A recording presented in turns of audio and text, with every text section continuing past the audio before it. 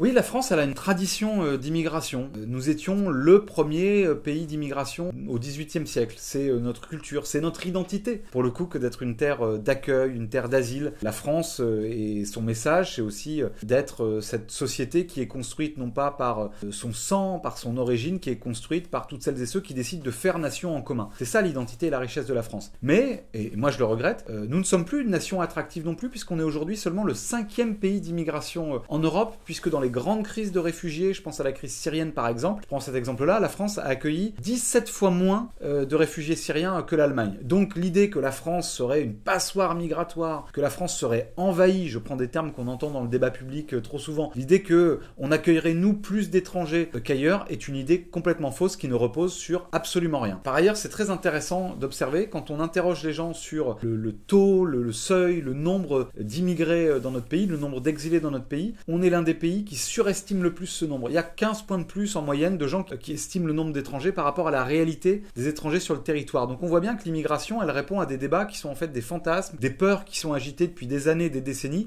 pour nous faire croire qu'il y aurait une invasion migratoire qui n'existe pas, qui n'est pas le cas. Par ailleurs, la part des immigrés dans la population totale n'a pas explosé ces dernières années, contrairement à ce qu'on raconte, et qu'on accueille, encore une fois, moins en proportion de notre population que bien des pays à travers le monde. Je prends par exemple le Canada qui se fixe des objectifs d'immigration, se fixe des objectifs qui sont beaucoup plus ambitieux, beaucoup plus élevés que ce qu'on accueille nous aujourd'hui dans notre pays.